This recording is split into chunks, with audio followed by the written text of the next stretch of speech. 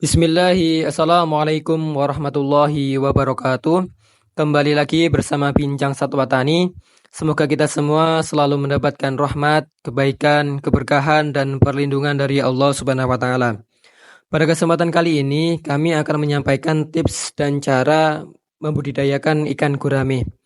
Ikan gurame merupakan salah satu jenis ikan air tawar yang menurut kami cukup mudah untuk dibudidayakan. Mungkin kita bisa mengambil contoh ikan patin dan ikan lele. Ikan-ikan tersebut ketika kita tidak memberikan pakan dalam kurun waktu 1 bulan lebih, maka ikan-ikan tersebut akan cenderung memakan sesama atau kanibal. Berbeda dengan ikan gurame. Berdasarkan pengalaman kami, ikan gurame yang tidak diberikan pakan 1 bulan lebih, bahkan saudara kami pernah ada yang tidak diberi pakan selama hampir 10 bulan dan untuk ikan-ikannya tetap survive. Dalam artian masih hidup, aman, utuh. Jadi seperti itu. Nah, selain itu kelebihan dari membudidayakan ikan gurame ini adalah kita dapat menggunakan pakan hijauan atau dedaunan sebagai pakan tambahan. Adapun pakan hijauan yang dapat kita berikan adalah seperti daun pepaya, daun singkong, daun pohon pisang, daun pohon jati, daun talas, dan kangkung.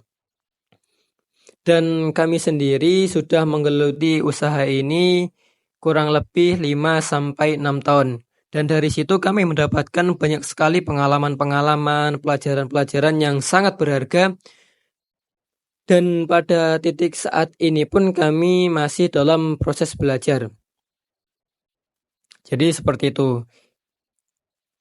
Nah, ketika kita hendak membudidayakan ikan, terutama ikan gurame, hal mendasar yang kita perlukan adalah tersedianya kolam.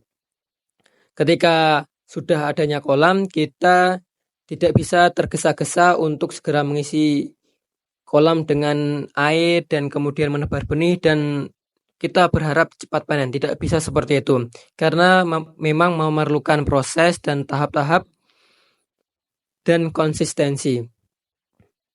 Karena banyak sekali dari pembudidaya ikan gurame pemula yang mengalami kegagalan karena tergesa-gesa. Nah, ketika kita sudah mengisi air kolam, kita harus memastikan bahwa air kolam tersebut memiliki kualitas yang baik. Karena dalam membudidayakan ikan, terutama ikan gurame ini, kualitas air kolam sangat penting. Kembali lagi saya ingatkan bahwa kualitas air kolam itu sangat penting sekali. Nah, ketika kita sudah mengisi air kolam, kita tidak bisa langsung menebarkan benih ikan gurame. Kalau kami biasanya menunggu agar air kolam itu agak tua, jadi menunggu sekitar 4-9 hari. Dan kenapa kami menunggu? Karena agar kualitas air menjadi lebih baik, lebih tua, dan yang terpenting adalah agar adanya jentik-jentik nyamuk di kolam tersebut. Karena keberadaan jentik-jentik nyamuk tersebut sangat penting bagi benih yang akan kita tebar.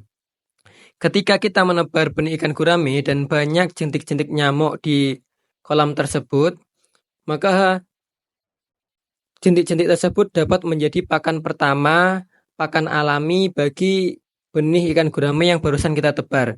Dan hal tersebut menurut pengalaman kami itu dapat mengurangi kadar stres pada benih ikan. Jadi seperti itu. Nah, sebelum kita menebarkan benih biasanya dan seringkali kami juga menggunakan methylene blue. Methylene blue ini sebagai langkah penanggulangan dan pembasmian terhadap bakteri-bakteri. Jadi kita menggunakan methylene blue ini untuk membasmi bakteri-bakteri yang terdapat dalam kolam. Nah, ketika hal-hal tersebut sudah selesai, maka yang perlu kita lanjutkan adalah pembelian benih ikan gurame. Dalam membeli benih atau bibit ikan gurame ini kita perlu teliti dan cermat. Kita harus memilih bibit ikan gurame yang sehat, yang berkualitas, yang bagus, tidak cacat, seperti itu. Nah, usahakan ketika kita membeli bibit atau benih ikan gurame itu di wilayah yang tidak jauh dari kita, agar benih ikan gurame tersebut tidak perlu adanya adaptasi yang lebih. Karena memang ketika wilayahnya jauh dari wilayah kita, ketika kita membeli bibit itu pasti terdapat perbedaan dari cuaca, dari suhu air, dari kualitas air dan lain sebagainya. Jadi memang membudidayakan ikan gurame itu susah-susah gampang.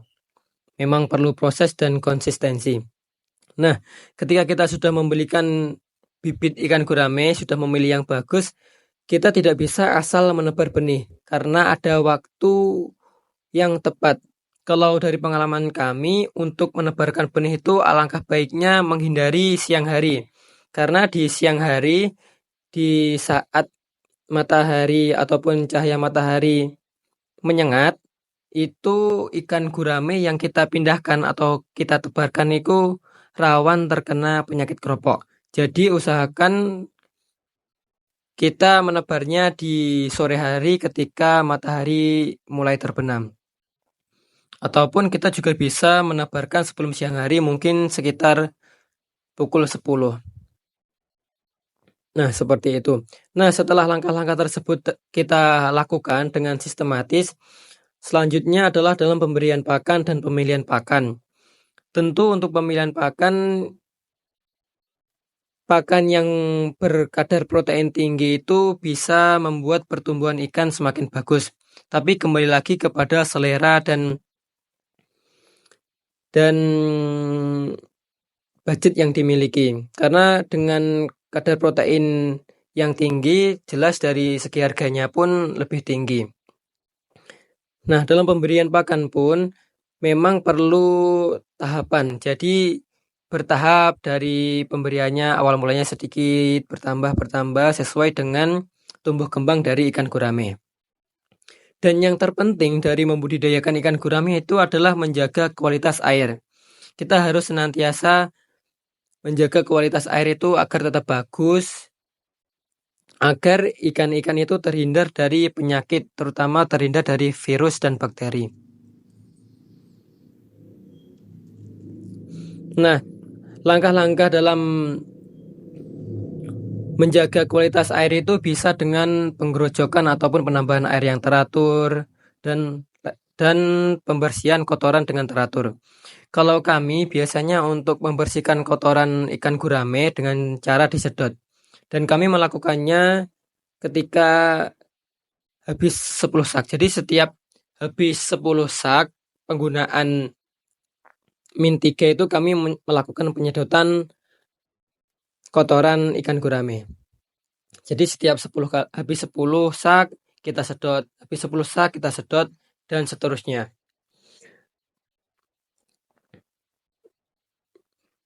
Kalau membudidayakan gurame memang sangat perlu ketelitian, apalagi di musim kemarau saat ini yang mana di Jawa istilahnya bediding ataupun untuk kondisi di mana pada malam hari dan pagi hari itu terasa sangat dingin.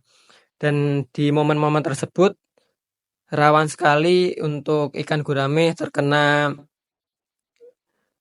penyakit keropok atau bahkan penyakit jamur. Jadi kita harus senantiasa mengecek kondisi ikan dan kondisi air terutama, seperti itu.